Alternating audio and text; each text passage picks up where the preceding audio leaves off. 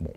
Donc les Français, les élites françaises se sont bien rendues compte de cette défaite. Or, cette défaite est venue d'une élite algérienne qui était en bonne partie bilingue et pour une partie francophone. Et tout ça issu en partie des écoles françaises et en partie des écoles Jamiat al-Ulama qui elles-mêmes suivaient le programme français. Parce que l'objectif, c'était de préparer les jeunes Algériens, évidemment, à aller dans les grandes universités françaises. Donc, à ce moment-là, la langue française était devenue un problème pour la puissance coloniale française. Déjà, à ce moment-là, il fallait que les Algériens, si possible, n'accèdent plus à la langue de la science. 1. La France. 2. À la langue arabe modernisée qui redevenait une langue de la science. D'où la lutte, à l'époque, de Jamiat al-Ulama contre les Zaouïas. Parce que les Zaouïas n'apprennent pas l'arabe, ils apprennent phonétiquement à annoncer le Coran. Surtout pas à comprendre le contenu. Donc c'était Toto qui connaît la musique, mais qui ne connaît pas la table de multiplication. Ça, c'est le Zawiya. Donc, il y a eu un plan qui a été mis en place à l'époque pour favoriser l'arabe. Par favoriser l'arabe de la part de la puissance coloniale, c'était détruire la langue française comme vecteur pour les élites et détruire la langue arabe comme vecteur de la réflexion sur soi.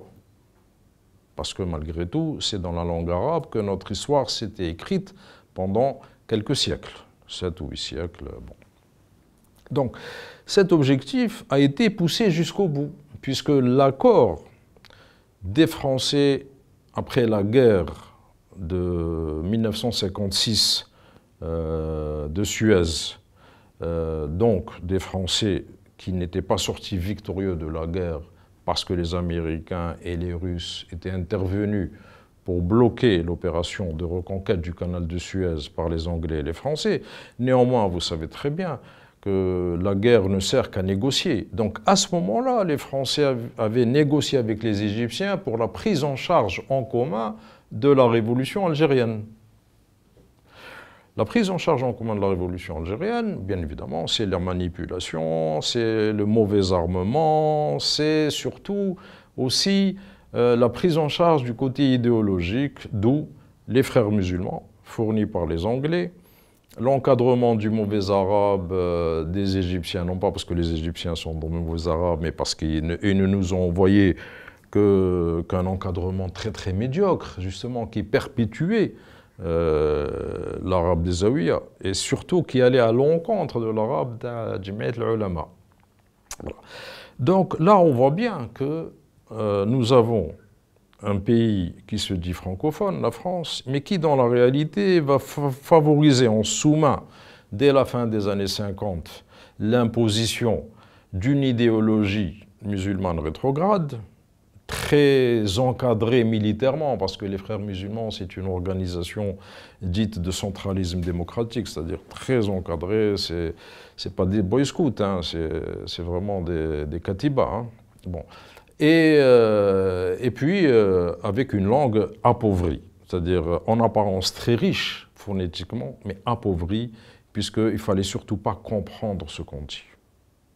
C'est-à-dire créer parfaitement une classe sociale ou des classes sociales dociles.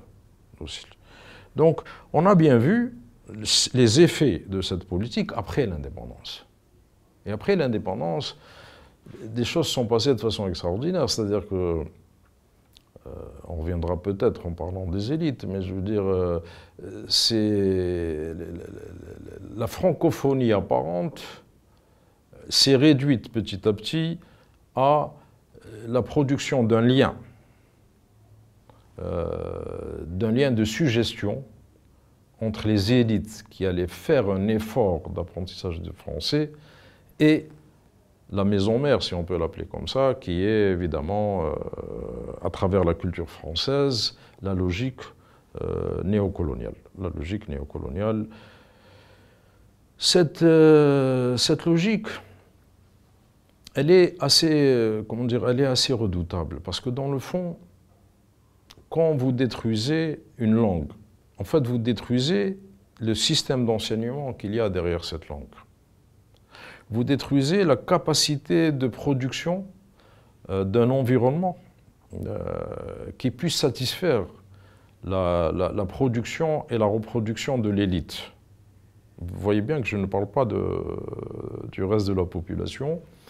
Et donc, vous créez une situation où cette élite qui ne peut pas se reproduire à l'intérieur du pays va en permanence créer elle-même les propres conditions de son expatriation. C'est-à-dire que, à travers la mise en place d'une politique de pénurie de la langue moderne, à travers l'imposition d'une idéologie rétrograde et d'une langue rétrograde, on va créer une situation d'appauvrissement du pays.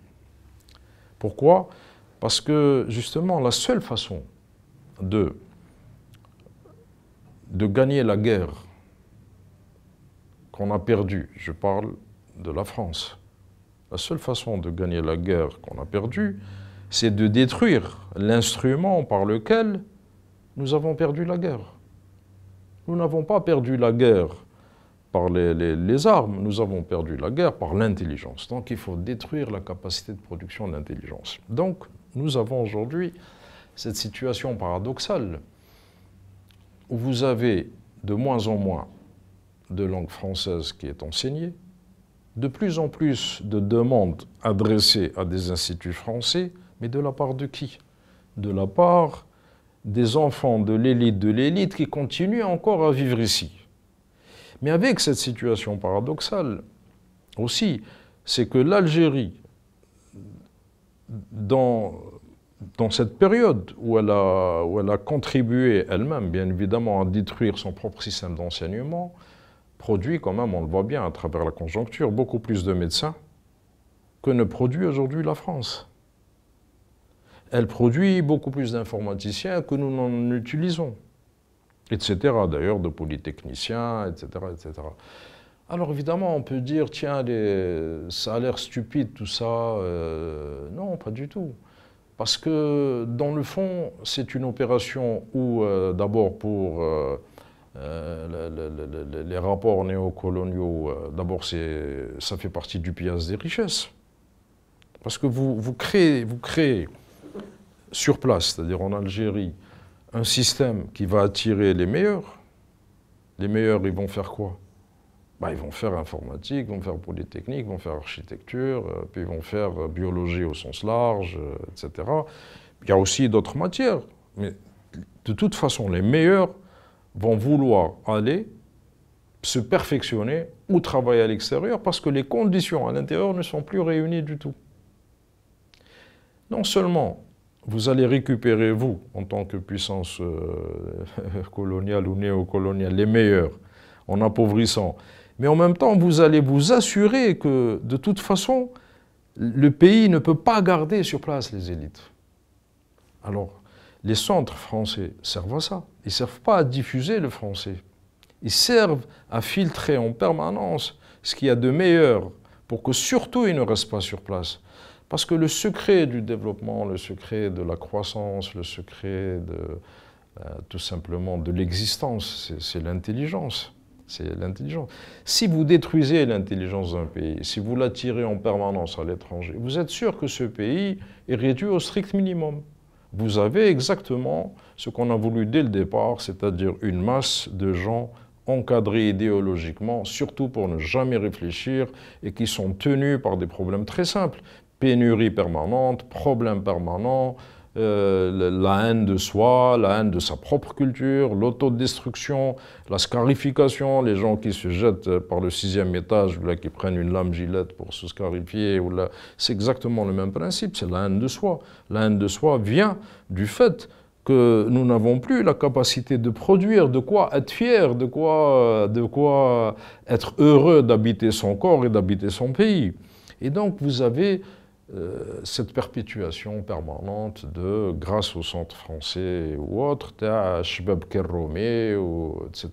C'est-à-dire, on est toujours bien si on est un autre, jamais si on est soi-même. La culture arabe bas de gamme,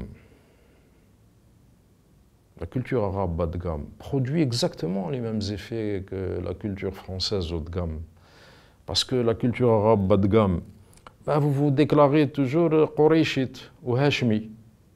C'est-à-dire, c'est quand même impressionnant que les élites algériennes, berbères, mais si berbérophones, qui se déclarent berbères, ont tous un arbre généalogique qui remonte à Fatima.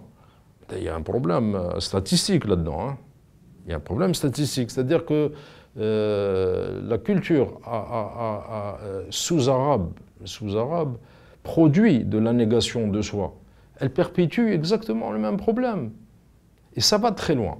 Ça va très loin, ce rapport à l'Institut français, ce rapport, on va dire, à l'Égypte, entre guillemets. Hein. L'Égypte est une très grande culture. Hein. Je ne suis pas en train de dire du mal de l'Égypte, ni surtout pas de la langue arabe ou de l'islam. Moi, je suis un pratiquant, je veux dire, bon. Par exemple, vous prenez le droit. Nous sommes dans le droit napoléonien. Dans le monde, il y a 3 systèmes juridiques. Il y a le droit anglo-saxon, qui est, on va dire, le droit de la pratique. Il y a le droit napoléonien, qui est le droit de la, comment dire, non pas de la pratique, mais de la conceptualisation à l'européenne. Et puis il y a le droit islamique. Je ne dis pas le droit coranique, hein. Il y a le droit islamique. Le droit islamique a sa logique, il a sa propre logique. Or, si nous prenons aujourd'hui le droit algérien, il est à 100% napoléonien. Pourquoi le droit algérien est-il napoléonien? Parce que, justement, aujourd'hui, nous sommes passés du droit français, du droit positif français, au droit positif égyptien. Mais le droit positif égyptien, c'est le code napoléonien traduit en arabe. Parce que c'est quand Napoléon a été au Caire qu'il a imposé, d'une certaine façon, son code à lui. Jusqu'à présent, les Égyptiens, qui sont la matrice du code, on va dire, du droit, de la jurisprudence, en tous les cas, surtout de la jurisprudence en arabe, s'inspirent toujours du code napoléonien. C'est-à-dire que même quand on passe par l'arabe, aujourd'hui, en réalité, nous n'avons que du français de 2e ou 3e choix. Alors que, si on avait gardé le français, à la limite, on aurait le droit positif français et la jurisprudence française de 1er choix. Que nous pourrions, nous, transmettre au reste du monde arabe. Pas du tout.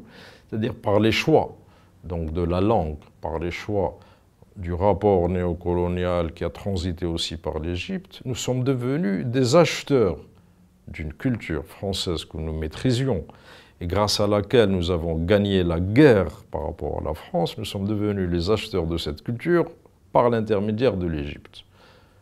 Donc, évidemment, la question se pose, à quoi servent les instituts français? Ben, ils servent à éviter que les gens qui sont capables de cette maîtrise de la technologie ne restent en Algérie.